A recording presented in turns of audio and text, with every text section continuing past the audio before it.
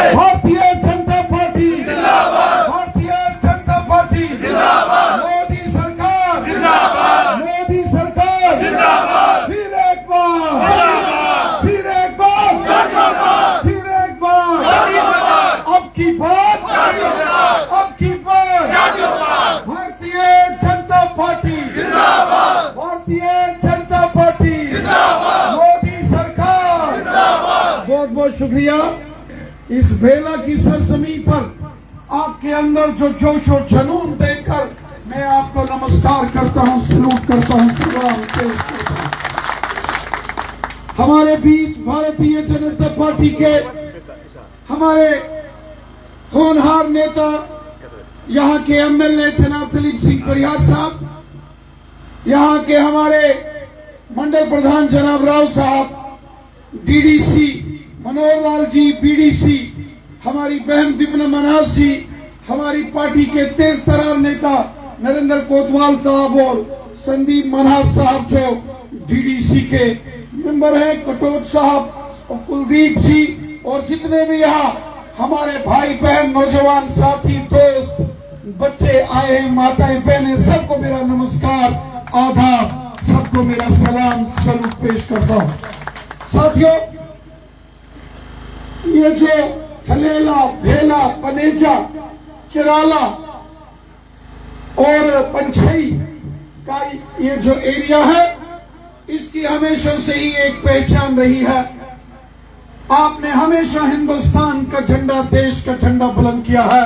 आपकी पहचान केवल डिस्ट्रिक्ट डोडा में नहीं बल्कि पूरे जम्मू कश्मीर के अंदर लोग जानते हैं कि ये जो चिराला का एरिया है, ये जो भेला, थलेला का, पनेजा का और पंछई का एरिया है, यहाँ के लोगों ने देश के लिए, मुल्क के लिए कुर्बानियां दी हैं और कुर्बानियां देकर देश का झंडा बुलंद किया है।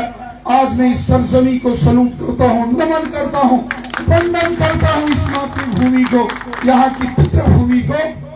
साथियों, इस समय चुनाव का जबरदस्त जोर चल रहा है और मैं तमाम डिस्ट्रिक्ट डोडा के अंदर जो आज नजारा देख रहा हूं, भद्रवा का एरिया हो, भलेसा का एरिया हो, सिराज हमारे सामने का एरिया हो, बुलंदपुर का एरिया हो, काश्तीगढ़ का एरिया हो, मरमत का एरिया हो, जिधर जा रहा हूं हर जगह भारतीय जनता पार्टी का परचम और प्रधानमंत्री मोदी साहब का परचम शान से लहराया जा रहा है। हर जगह, हर दिल में, हर नौजवान, हर महिला, पुरुष और हर घर के ऊपर चारों दिशाओं में सिर्फ और सिर्फ भारतीय जनता पार्टी का परचम है, सिर्फ बीजेपी की जबरदस्त लहर। साथियों, आज मैं देख रहा हूं कि जिस तरीके से इस भद्रवा कॉन्स्टिट्यूंसी के अंदर आज जहां हिंदू, मुसलमान, सिख, ईसाई आपस में मिलजुल कर, एक होकर आज देश की बात कर रहे हैं, ये अपने आप में एक मिसाल। मैं कल यहां से दूर का एरिया जो कि महला का एरिया है उसमें गया और मैंने देखा यहाँ के गुज्जर, बकरवाल, यहाँ के हमारे कश्मीरी जो मुसलमान भाई बहन हैं, उन्होंने भी अपने हाथों में भारतीय जनता पार्टी के और मोदी साहब के पोस्टर थामे और वो कह रहे थे हम मोदी साहब के साथ हैं। मैंने पूछा आपके मन में क्या भाव आया? उन्होंने कहा जब कोई गरीब बीमार होता है उसकी जेब में 5 लाख रुपए का गोल्डन कार्ड है, किसी और ने नहीं, ये मोदी साहब ने दिया है। गरीब के घर का चूल्हा तभी जलता है जब गरीब के घर में अनाज हो और गरीबों को फ्री राशन देने का काम प्रधानमंत्री मोदी साहब ने किया। गरीब किसानों को 6-6 हजार, गरीबों के गांव में मकान हमारे यूसुफ साहब सरपंच साहब ने आज भारतीय जनता पार्टी का दामन थामा, ये सरपंच थे। हमारी बहन विपिन मनास जब जम्मू आती थी तो विपिन मनास कहती थी कि मैंने हजार सैकड़ों की तादाद में गरीब लोगों के मकान बनाए।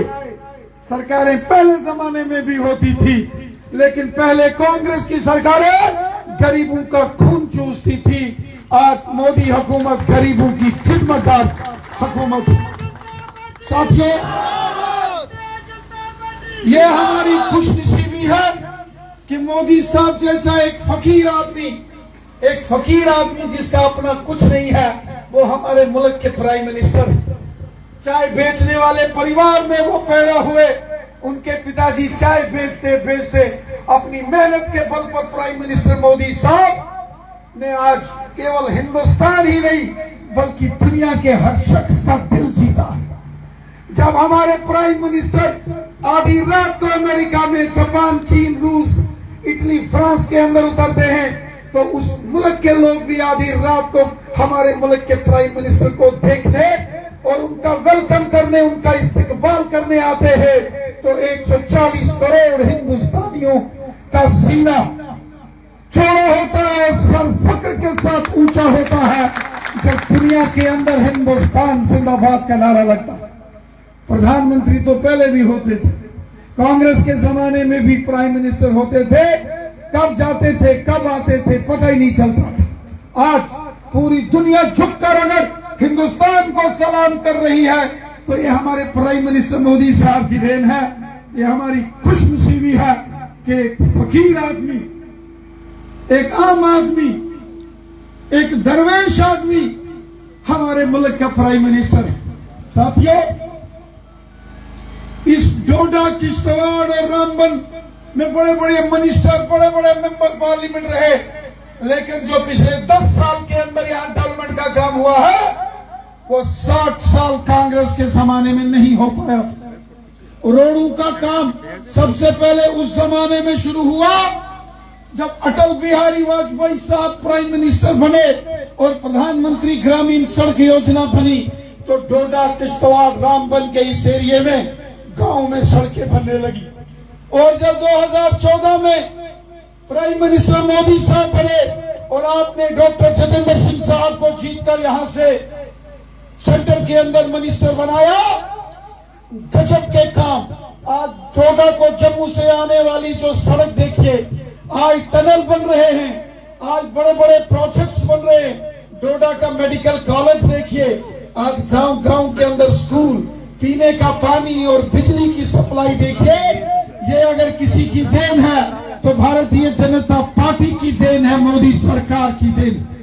साथियों, मैं पहले भी यहाँ थलेला, भेला, पनेजा, चराला, पंछई के एरिया में आया हूं। मैं युवा मोर्चा का अध्यक्ष होता था, मैं यहाँ बहुत बार आता था नरेंद्र जी के साथ। और मुझे याद है, इतना ही नहीं, हम लोग जाई और चिंता तक हम लोग उस जमाने में जाते थे।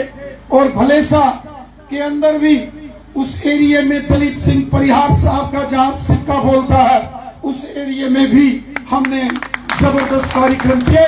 एक जमाना होता था कि आपके इस डोडा, किश्तवाड़ और रामबन को नकारा जाता था किसी जमाने में जब कांग्रेस की सरकारें होती थी, लेकिन जब से मोदी सरकार आई है, हर सुविधा गांव हो या शहर हो, हर व्यक्ति को मिल रही।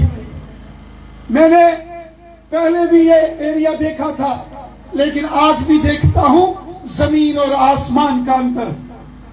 मुझे खुशी इस बात की है कि यहां से मेरे डिस्ट्रिक्ट के अंदर, मेरे डिस्ट्रिक्ट राजौरी में एक आपके इसी एरिया से वहां एक डिप्टी कमिश्नर होते थे, जनाब राजेश श्रवण साहब। बहुत देर पहले वो वहां डीसी रहे। क्या काम करने का तरीका होता था उनका।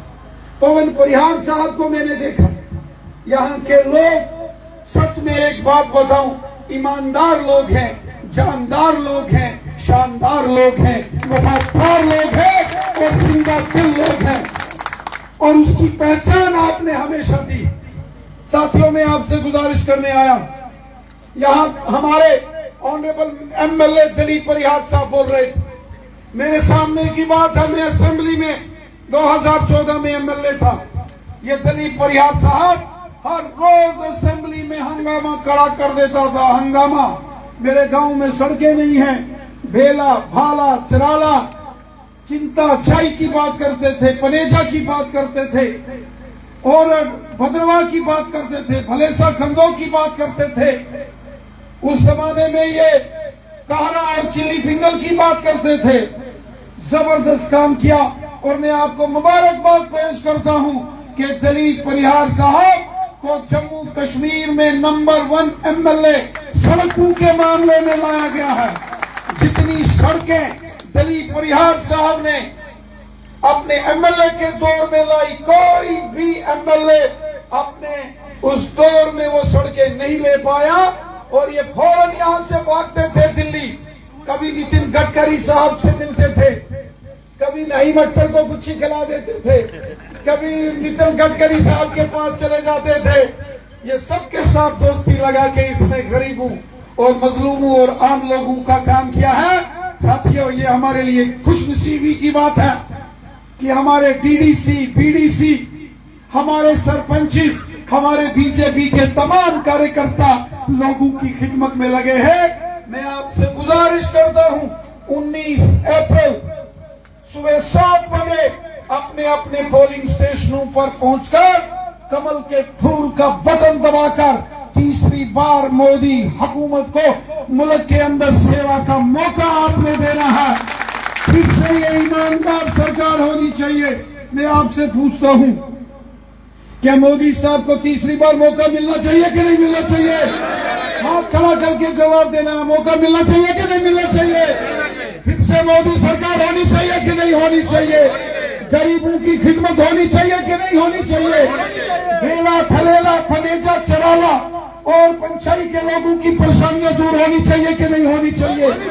जो जो मसाइल आपने यहाँ बताए हैं, मनोहर जी ने और हमारी बहन जो है विपना मनहास जी ने, नरेंद्र जी ने, संदीप जी ने, उसका जिक्र दलीप परिहार साहब ने भी किया है।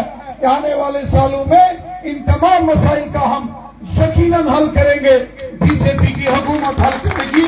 हम हमेशा आपके साथ हैं। आपने आज एक जबरदस्त इस्तकबाल किया, प्यार मोहब्बत के साथ, इज्जत के साथ यहाँ इस्तकबाल किया। मैं इसके लिए आपका शुक्रिया अदा करता हूँ और 3-4 नारे लगाऊंगा। भारत माता की